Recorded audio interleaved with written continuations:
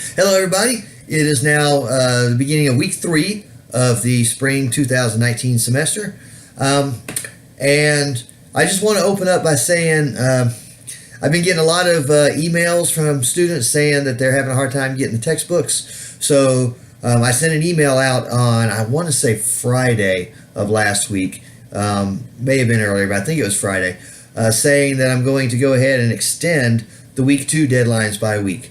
I also included in that email a suggestion that you go to some website that actually has a listing of companies that will rent you the textbooks at a much cheaper price than what you're going to be able to pay or what you're going to need to pay to buy the books new from the bookstore, or even used from the bookstore for that matter. But I'm sure that since most of you have gotten this far, you know how the textbook rental policy works, which is essentially you use a textbook, and then whenever the semester's over, you must return the textbook, or else the company will charge you more money because they'll assume you want to buy it. So make sure you keep track of those dates and those deadlines, and make sure that at the end of the semester, if you're doing a rental, you go ahead and return the book on time. All right, so since I'm giving an extension, I'm leaving up the week 2 video, but I'm also going to put this week 3 video up. So watch the week 2 video again. Make sure that as you do these weekly postings that you read the questions carefully, but you also read what my expectations are carefully, such as you should directly quote from the source, and you should cite it properly in MLA format. Make sure that your spelling is correct. Make sure that everything goes well there as well. So with that in mind, let's talk a little bit about this week's readings. This is the French Revolution controversy. And I know you're thinking to yourself, wait, Mr. Smith, this is British literature. Why are we studying the French Revolution? Well, it was a very important time. It was a very tumultuous time in European history. And you're going to read some background material on it in the book, which is one of the reasons why you need the books, because it's the only place you can find that material.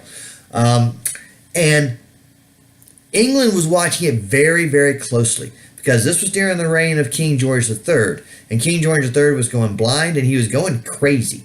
And so the people of England, who had already overthrown one king, if you'll remember, they had beheaded Charles I because of his abuses as king, and for 11 years they had an interregnum. And they decided they wanted a king after all, so they restored his son, Charles II, to the throne in 1660. So already England had tried this. France was trying it now, and France would end up not having a king again. Although people like Napoleon would end up becoming dictators, but for the most part, the royal family in France was done after King Louis XVI and his wife Marie Antoinette were actually beheaded. Both of them ended up getting beheaded. So what you're going to see is that there is two sides of this debate. One of these sides is led by a man by the name of Edmund Burke, and he is what was known as a royalist. And he also he mentioned, or as a royalist, he believed in something called the divine right of kings. And what the divine right of kings says is a man is king of his country because God has chosen him to be so. So he was selected by God to be the king, therefore he has the right to be the king granted by God, and therefore we should all bend to his rule. He also is going to mention two things which you saw in that first week quiz: the Magna Carta and the Declaration of Right. The Magna Carta, of course, was 1215 under King John I, and Declaration of Right was when William and Mary came down from Holland and took over the throne of England, because the English people did not want James II to stay on the throne because he was Catholic. So he's going to use those as arguments that we already have protections in place for the people, and because of that, we should stay under a king's rule. On the other side of the debate is going to be Mary Wollstonecraft and Thomas Paine. And if you're thinking Thomas Paine is an American history figure, you're right. It's that same Thomas Paine who wrote Common Sense. But he's going to write and say Edmund Burke is an idiot, essentially. And Mary Wollstonecraft does so in a much gentler manner. But they both attack Burke. Now, that's not to say Burke didn't have his supporters. Burke had lots of supporters. But what we're showing is the two sides of the debate. And Edmund Burke says, it's ridiculous that there's a revolution in France. We need a king. Everybody needs a king. What's wrong with these people?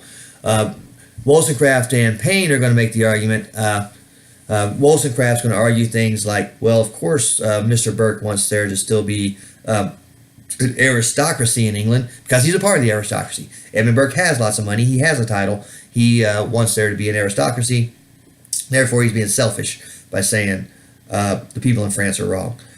Paine's going to go even further and call him an idiot and say that among other things, you'll see several things in there, but among other things, he's going to say the Magna Carta and the Declaration of Right were signed by rulers that are now dead. And it's asinine to think that dead rulers can rule today, right? The laws of people that have been dead for, 100 years or what would it be, about 500 years, could still apply today. That's just nonsense. So he's going to make that argument. So look at both sides, and your question this week should be to analyze both sides. And basically, you're not to say, well, one's right or one's wrong. You just say, this is what Burke said, this is what Paine and Wollstonecraft said.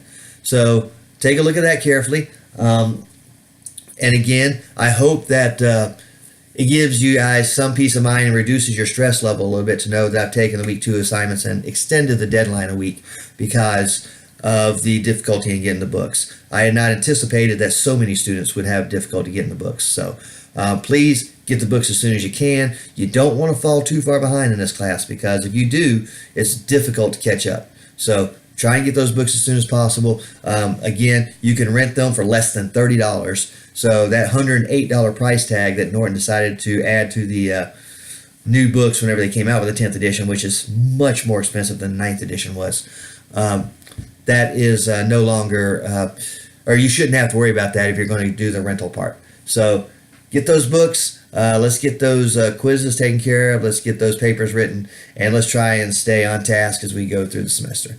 And if you have any other questions or concerns, please feel free to email me, and I'll answer them as soon as I can.